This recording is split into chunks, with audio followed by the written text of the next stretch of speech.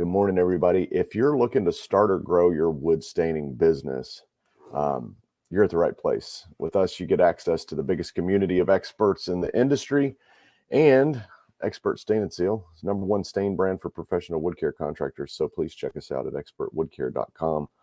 Today is Saturday, August 20th, 2022. Hey, we had a great week this week. Stain service is picking up now that the kids are back in school. And we're seeing things trending upward quite a bit across the board. More sales of stain, more contractors buying stain, more service jobs coming in. So we're hearing big things there. That's awesome that everybody's staying busy. And the huge convention was this week. So the huge convention was in Nashville this year, and we just finished up the show last night, actually. Lots of really cool equipment on display. Had a ton of visitors at our booth. If you came and saw us, I want to thank everybody who did come by to see us. It was a really good show, but actually better show than I thought. So very excited about that one. That was a great show. So I want to say good morning to everybody. Looks like we got some viewers on this morning. Chris from Citronella Distributors. That is the Expert Stain and Seal distributor up in the Northeast, based in PA. So good morning, Chris. Justin Menendez says, good morning from Plattsmouth, making all things new. Everybody knows. Justin. And Dylan from the Fence King is awake. He said, I might sleep in this. I get up at 5 during the week, but on the weekends I like to sleep in a little bit. Looks like he made it. So 9 o'clock's not too bad, right? So glad you could be here this morning. So I've got a new section of the show. It's called the Wood Talk section. And today's wood species is poplar. We're going to talk about poplar today. So poplar, or tulip poplar, yellow poplar, whatever you might call it, it's the populus tree, Populus, which is the genus, the plant genome or whatever, and it includes most poplars. And I'm reading from my notes here, so just so you know, not only are poplars populous, but also aspen and cottonwood trees. So poplar is among the most economical and inexpensive of all domestic hardwoods. Poplar is generally affordably priced, especially in the eastern United States where it grows naturally. I've also heard it called the poor man's hardwood. So poplar is a commonly used lumber for 4-rail fencing, log homes, barn siding, and sometimes cabin siding. So in Tennessee, poplar's a Tennessee state tree, I do believe. We see it on probably 5% of 4-rail fences. You will see poplar. And you also have log homes. We do see a lot of log homes, so the actual logs themselves are poplar. We see a ton of poplar on barn siding. So you see these tobacco barns and things like that. We do see that quite a bit. And I'm going to show you a poplar fence. Here, I'm going to do a quick search board and show you what a poplar fence looks like, because poplar looks a little bit different. It is generally can be mistaken for cedar. So we will show you what that looks like in just a moment. Let's see here. Let's see who Hamilton Fence is. See if these guys have got a good website. Looks like they've got some poplar. Yep, we're going to show Hamilton Fence Company from Ohio. So don't know who you are, but good morning, and you're on the show. So check this out. I will show you guys what poplar looks like, because sometimes it's got a real yellow color, and other times it has more of a pinkish color. So here is what poplar looks like. Here's Hamilton Fence. They've got a couple photos. Right there is one. Let's click on this one. There is a great demonstration of what poplar looks like. You notice it's got a nice pink color. Looks kind of like cedar from a distance, but the grain structure is way different. It's usually less knots, a much tighter, more of a fibrous grain, and very pink, very uniform. But over here you got a really light yellow colored board. So that is poplar. It's all over the place. it turns colors in the sun quickly. So this fence was built in pink like this. Probably in just a few days, it already started to turn more of a blonde yellow color. So um, pretty neat there. That is poplar. I personally really like poplar. I like to stain poplar, and I'm going to tell you a story. So right now we're currently restoring a poplar log home in Nashville. You may have seen some of the social media posts we've been doing about it, and it reminded me of a lesson that I learned long ago about poplar, and that's why poplar's today's Wood Talk section. So back in 2012, we stained our first poplar 4-rail fence, and it was a big one. It was a big fence. We used, at that time, we used Wood Defender Coffee Brown stain. The job called for about 30 buckets of stain. It was a big job for us back then. And our crew stained the job. They did a beautiful job. They did a fantastic job. And when they came back, they had 15 buckets of stain left over. And they bragged, hey, we did a great job. It looks perfect. And we've got 15 buckets of stain left over. And looking at the job site, it was perfect. It was beautiful. You could not argue with the crew. They did a phenomenal job. We were so excited also because we had 15 buckets of stain left over, and that was a huge profit. That was way more value in the stain we had left over than the actual profit we made on the job. So really excited about that. And then about 6 months went by, and we got a call from the customer that there was a problem. So when we got on site, the fence looked like it was stained about 15 years ago. It looked really bad. And we had to, we really didn't know why, but we remembered that, hey, we only used half as much stain as we thought we were going to on this, but it looked beautiful. I couldn't understand, And a long story short, we had to restain the fence as a warranty for this customer. And what we learned after doing a little research about poplar and paying attention is that poplar is actually a hardwood, also known as the poor man's hardwood, right? And it's very, very tight grained. The grain structure on cedar or on pine is very open. You see the big grain marks. With poplar, it's so tight. It's a very tight grain. And what would happen is if you stained poplar, if you stained a cedar or pine fence and you spray a board, you may have to pass over that board with a really heavy flood coat, or maybe 2 or 3 passes on a 4-rail fence, maybe 4 passes to really get the stain to soak in the proper amount to get full saturation. Well, with poplar, you spray across the board one time, and the grain is so tight that the stain does not sink in quickly. So it looks like this fence is stained perfectly. It looks like you put enough stain on there because all that color is sitting on the surface. So it creates an illusion. And so the moral of the story with poplar is, in our experience, it's best to never skimp on stain when you're doing poplar, even if you think you've put enough on there. If you think it's going to use 10 gallons and you've used 6, you better go back and put a second coat on there. So with poplar, best practices from our experience is do a coat and then come back and do a second coat. Wet on wet. You don't have to wait 24 hours or anything. Just spray it and then come. If you go down a fence line spraying it, walk back and spray it again.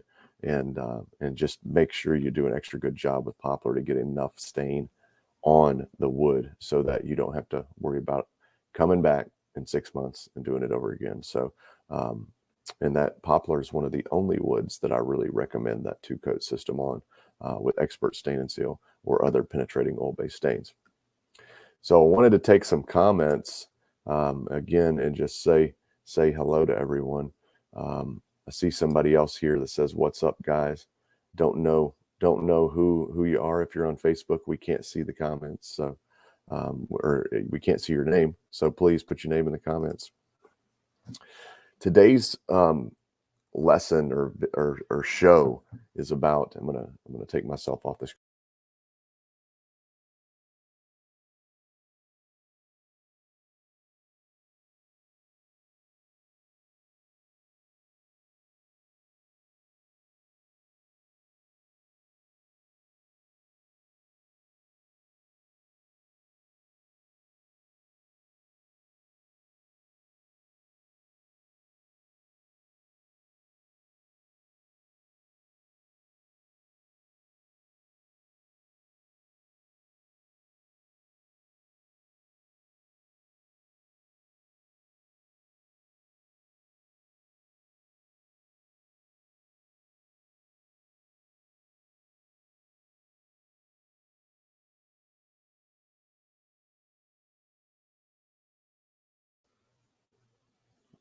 All right. Someone said they couldn't hear me, so I'm back. But it says, got a couple comments here from Stanton Frank. Good morning. Can't wait for the cabin in a week. Can't wait to see it. So good morning, Stanton. Can't wait for that. Braden Powell, Caleb, hope you're doing well. Thanks, Braden, for stopping by. Good morning. Let's see. What's up, guys? It's Tim Cox from Augusta, Georgia. Good morning. And somebody said, can't hear the podcast since you switched screens. Thanks for letting me know. I appreciate that. Braden Powell, good morning again. And Justin. Well, I switched screens. I was trying to show you guys the dog. So who can guess what buy a used dog means? You know, I want to take it in the comments, because that's what today's show is all about, is buying a used dog. And I'm wondering, I bet everybody's wondering, what in the world does buying a used dog have to do with anything? And why would you buy a used dog and not a new dog? So let's dig in. So farmers are the backbone of our country, right? And they gain a great deal of wisdom from working with livestock, from working with people, the land, you name it. So most of us have probably met a farmer in our life, and has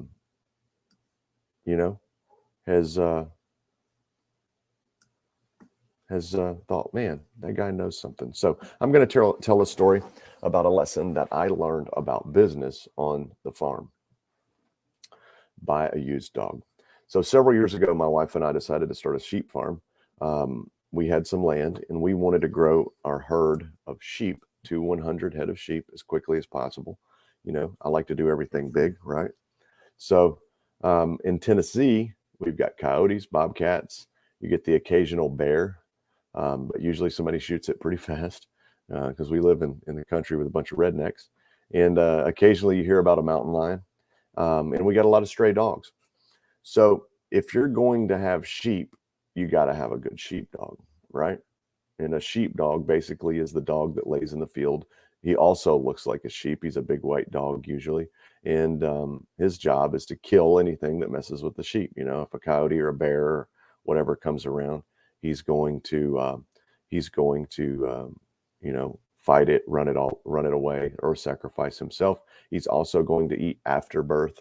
If a lamb is born, there's afterbirth there that could attract vultures, buzzards, coyotes, or predators. And so his job is to eat that, so it doesn't attract anything. His job's also to move the sheep. If he feels like they're threatened, they will move the sheep to another area, and patrol, mark territory, and just be a good protector or guardian of his flock. And so we did what any good farmer would do. We found like a really highly recommended person who breeds sheepdogs. And we went there, and it just so happened that they had a litter of puppies right now. And so we got a $100 sheepdog puppy, and that was a Great Pyrenees. We raised him up. We got a male. He was a very handsome Great Pyrenees. His name was Leo. I remember he was such a stud. He was the most, like he was just the epitome of what a sheepdog should look like. I remember being so proud of how handsome he was. He just really a good looking dog. And when he turned about a year old, we started finding lambs that had their ears messed up. The tops of their ears were messed up, and we couldn't figure out what was going on. Dog wasn't doing it. I mean, we never saw the dog doing anything. And then the ears kept getting worse, and we thought, man, what's going on here? And then we started finding lambs that were skinned. They would have skin missing off of them in places. And I thought, man, this is so strange. And so I would sit up at night and watch and wait. And of course, my dog was barking at things. And I thought, man, we had a big property. So if the dog was in one area, patrolling or whatever, maybe something could come mess with a lamb while he was out. And then we started finding dead lambs, and most of them were skinned, like half skinned or partially skinned, and could not figure it out. And was just really waiting on our dog to get grown so he'd be maybe a little better protector for him. And this went on for quite some while, and we could not figure out what was happening. And so one night, it was cold. It was wintertime. we had a big bale of hay, and I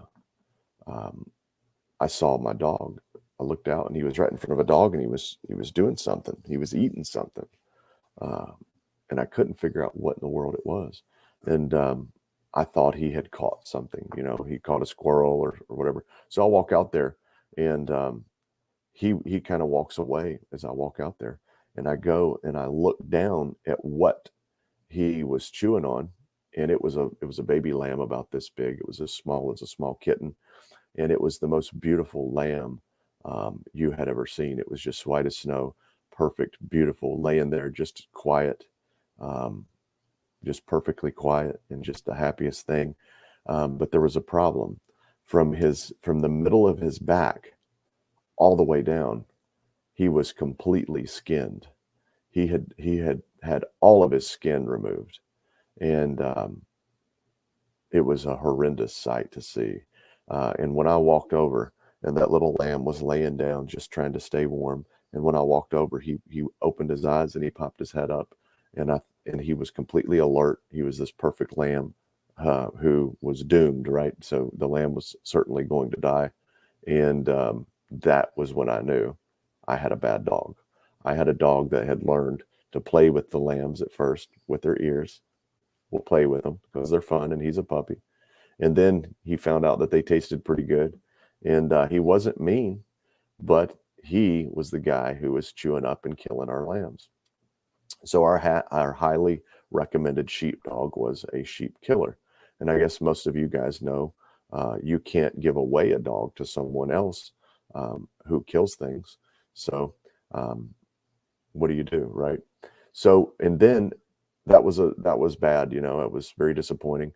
And then so we went through a few more puppies, trying to raise a puppy, because we thought we had to raise a puppy, and they have instinct. So went through more puppies and young dogs, and had the same problem over and over and over. And these are $100 dogs, right? The money was not important as the time was, because it takes a long time to go from puppy to full grown working dog, right? So finally one day we got lucky, and this couple from Indiana or Illinois, maybe their last name was Higginbottom, very unique name. They had a sheepdog for sale for $1,000, and her name was Ellie. Well, they were moving. They sold their farm, and they were going to the beach. They were moving to the beach, and they got rid of all their sheep, and they had Ellie left. And Ellie was a seasoned professional sheepdog. She was probably 5 years old at the time. They wanted $1,000 for Ellie, and I thought they were crazy. But I was losing between coyotes and predators and bad dogs. I was losing a lot more than that, and just profits from sheep. And not to mention profits, I mean, I couldn't grow my sheep herd. My lambs kept dying. So I thought the price was high, but we bought Ellie. We drove, a couple towns over, and met the people on the way to the beach with Ellie at a Cracker Barrel in Murfreesboro, Tennessee. We picked up Ellie, and as soon as we brought her to our farm, she went to work immediately. The first thing she did was she found the fence, and she walked the border, just with her nose down, sniffed. She found the perimeter, and she started patrolling. She started watching the sheep. She would lay near the sheep all the time. She would never wander off. When a ewe would have a baby, when they would have a lamb, she would be there licking the back end of the mom to clean her off, cleaning the lamb up, licking the lamb, making sure the lamb was up and moving and clean. And then she would eat the afterbirth. She would keep other sheep away from the baby. And that was pretty cool. And our farm began to flourish. At night, she would patrol, it was just really cool. And so buying a used dog really changed our operation. It was really what we needed. We didn't think we could afford it, and we didn't want to pay the money for the used dog, but the used dog was really what we needed all along. And looking back, the used dog was quite a bit cheaper than buying the cheap dogs, right? So the moral of the story is, when I first started in business, we could hire team members, or we would hire team members that we thought we could afford, who had no experience or very little experience. And we would spend a lot of time and resources to try to build that person up. And but in most of the time, we would just have to part ways later because it wouldn't work. It didn't work out. So now I understand that all of our best hires in our business scare me, because I'm afraid that maybe it's gonna hurt a little bit to pay them what they are worth, because a used dog costs a lot more money than a new dog, right? But a used dog gets stuff done. They've been there before. They've got experience. They know exactly what to do. And a used dog can train a puppy. So when we got another puppy, our used dog trained that puppy. Turned out to be a phenomenal team together, because she taught him what to do and how to be a professional dog. So as we move forward in our company, we're looking for people who have been there.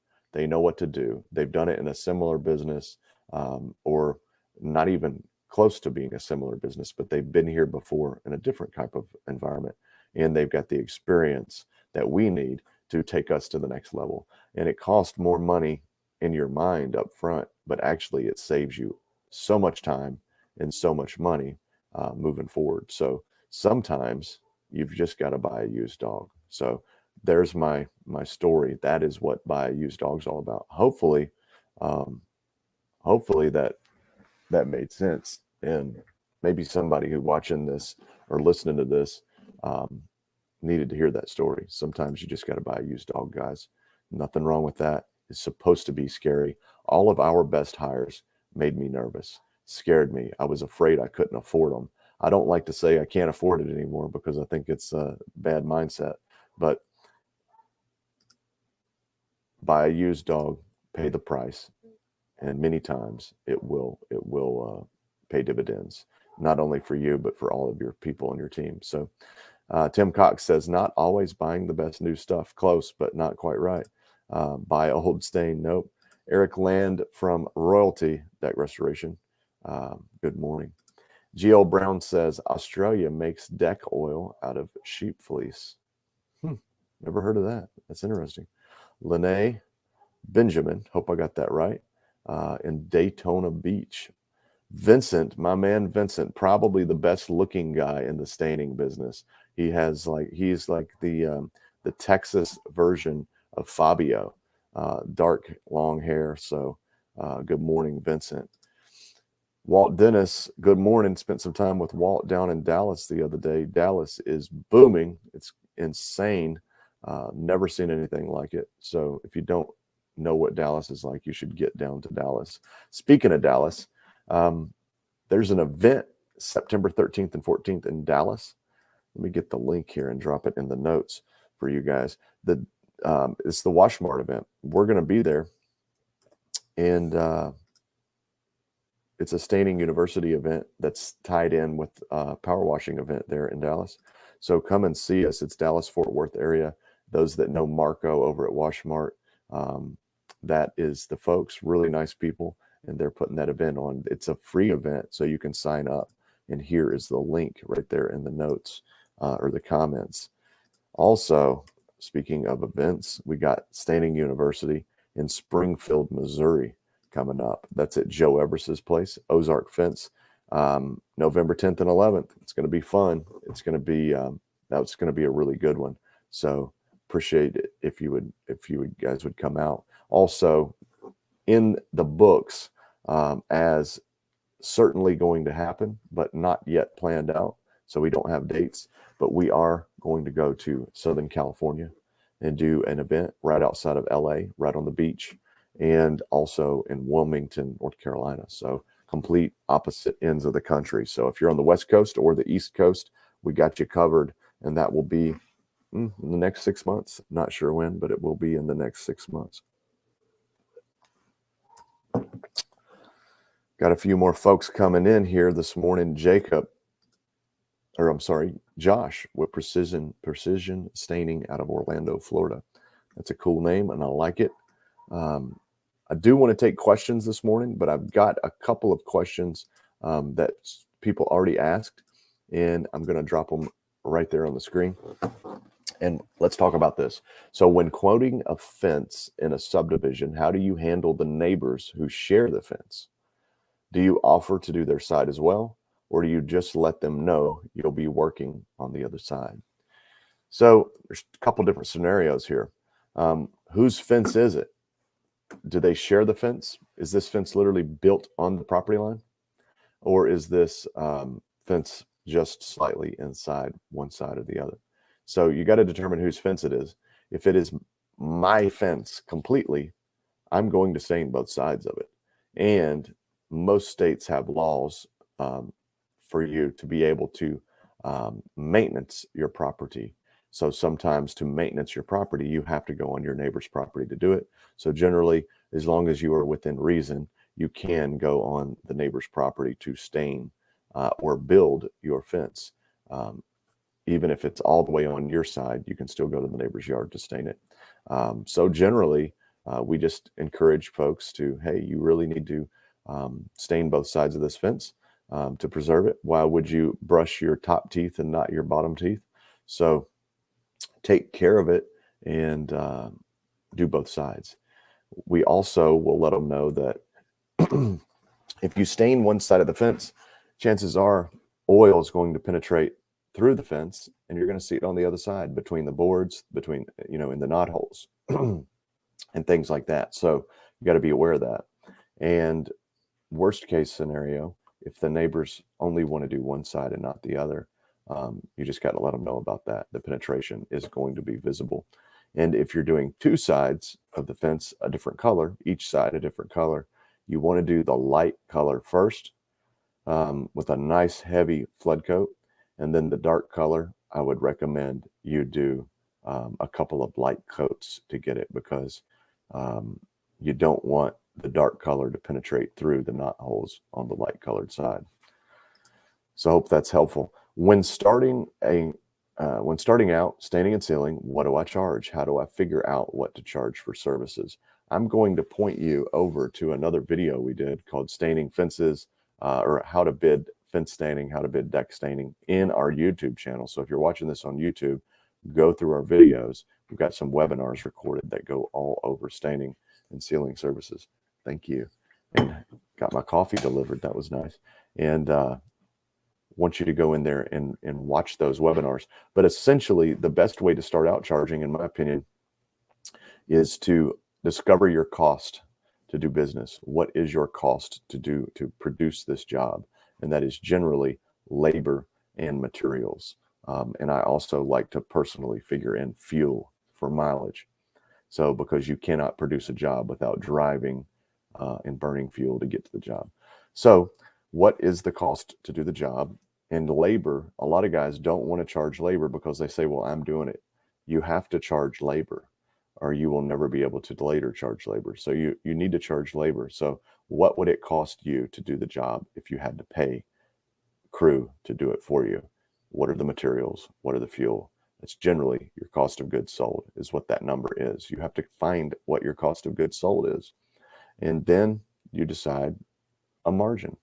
Tom Reber from the Contractor Fight recommends a minimum of a 50% gross profit margin. And so a quick way to get a 50% gross profit margin is take your cost of goods sold, your labor, material, and double it. And that would give you a 50% gross profit margin. That 50% goes to pay all your overhead.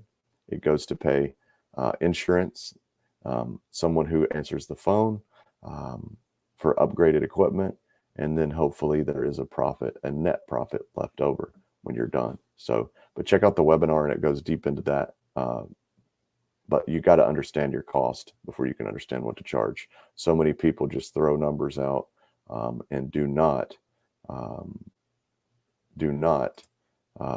understand what their actual cost is. So be mindful of that. Al Martins from Fence Armor up in Canada. Good morning. Glad you are here. I miss you a lot. Wish I could see you. Our border is not what it used to be. So going back and forth over the last couple of years has been different. So can't wait to see you again, Al. If you don't know Fence Armor, I want you guys to go to fencearmor.com and check them out.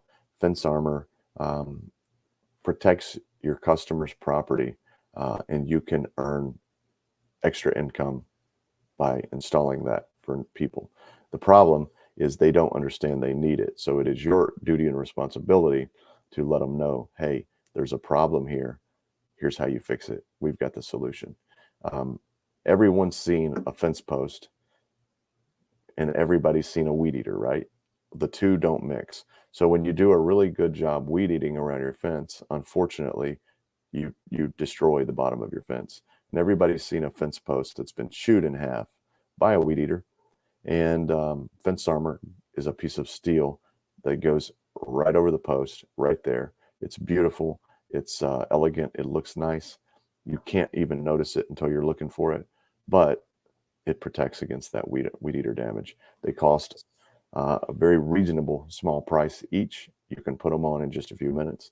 And most people, especially HOAs in large communities, understand the cost associated with damaged fence posts and what that looks like long term. And so they're definitely willing to make that investment to put Fence Armor on all the bottom of their fence posts. So we recommend stain and seal the fence and then put Fence Armor on right after. And you've got a winning combination. Justin Menendez been asked by a sheriff to leave a neighbor's property. Be respectful, Justin. Yeah, that happens sometimes. And unfortunately, many times the sheriff's departments, they don't know the law, the right to maintain your property law. And so it's a good idea to look that up for your state. So if you do run into that issue, you have the law there asking you to leave. You could say very respectfully, there is a law in the state of Tennessee or wherever that says we can maintain the property within reason. Here's the law. Can you stay with us while we stain this left side of the fence? It'll take us about 10 minutes. Can we do that? Is that reasonable? And usually law enforcement will say yes. You and your team are awesome. Thanks for everything you do for the professional wood care industry. Thank you very much. Not sure who that is, but man, we really appreciate you. Al Martins looks like he's wanting to come to Tennessee. It's been too long, right? So also, can we mention turkeys for soldiers and that we're making a huge difference this year, Justin? So Justin started giving turkeys to soldiers on Thanksgiving. And a couple years ago, our staining group joined in. And Justin, tell me how many turkeys we gave away last year. How many families got a turkey? And these aren't, some of these families don't need the turkey, but they are serving the country. Some of the families really, they're not going to have turkey for Thanksgiving unless it comes from us. So Justin says gave out 300 turkeys last year. So that was cool. And we were planning it again this year. And I decided that we were thinking too small. Maybe we can do 500 turkeys this year, 1,000 turkeys, right? I think we should do 1 million turkeys, or maybe 1 million T-bones or something. But I do think we could take the 300 turkeys and turn it into 1 million families. So we're going to do that again this year. And over the next few years, that's going to become a really humongous, probably some type of a foundation to feed soldiers because they are the front line and we appreciate them, right? So Justin, is there a link? Is there a way? How do we buy a turkey and get it to you? Justin's actually reaching out to the turkey, like the National Turkey Association, to see if they're willing to help too. But we are going to raise a lot of turkeys this year. So he did. So yeah, 300 turkeys for Thanksgiving and 100 for Christmas last year. So our goal this year is 1 million turkeys. So Justin, let us know in the Staining University group how we can be a part of that. And if you want to help get a turkey to a family this year who needs it, I'm asking you to please help us out with that. All right, guys. Justin, drop that link. And if you don't have time to get the link, then put it in Staining University, and we'll make sure and we'll share this more as the year goes on. Please check out expertwoodcare.com. That's a place you can send your customers that want to see stain colors. Great website there. Expert Wood Care talks all about our products we make. And if you're local, go to stainandsealexperts.com. Nashville service business. We stain and seal fences, decks, cabins, you name it. We are the professional wood care contractor in our area, and would love to work with you on your project. You can also find Expert Stain and Seal in retailers all across the U.S. and Canada, both brick and mortar and online. You got fencearmor.com. You can get stain there. You've got Zurich Distributors, who's probably still watching. They've got a whole list of dealers in their region. And you got Ozark Fence. You can get it there at, ozarkfence.com, and click on their store. You can get it at the Stain and Seal Experts store. StainDepot.com, the Stain Depot, you can get it. It's even on Amazon. And if you guys are watching this, listening to this, please go on Amazon and search Expert Stain and Seal, find it, and give it a review. We would love to get that 5-star review from you, and bonus points for pictures. If you're watching this on YouTube, there's about an 80% chance that you have not subscribed to our channel. So I'm asking you right now, please subscribe to our channel, and please check us out, subscribe, and share this with your friends. If you're listening on iTunes or other places, we ask you also, please leave us a review. And I want to talk for a minute about Staining University and being a part of a community that cares about the industry. So if you join Staining University, you are a part of the biggest wood care community in the universe. We checked. It's the biggest one. And if you're looking to start or grow your wood staining business, you want to do sealing, you're at the right place, right? So with us, you get access to the biggest community of experts in the industry. And this is people that use every kind of stain. They've been in every kind of pickle. They've done every kind of wood care job you can imagine. And they've got experience, and they're willing to share it. They're willing to share it. So if you've got a problem, if you've got a question, if you just want to learn and just browse, go to Staining University on Facebook and join that community. And there's no knuckleheads there. We don't allow knuckleheads. So if you are a knucklehead, do not apply. There's no foul language. There's no shenanigans there. It is a professional place that you could bring your children and be confident that they're not going to see something that you wouldn't want them to see. So join Staining University. Check that out. Now, somebody's asking about log and timber oil, and let's talk about that. Okay, Stanton. I would like Stanton to come on and talk about our log and timber oil personally, but log and timber oil. So most of you guys know us for our Expert Stain and Seal, which is the stain that we've been known for. We decided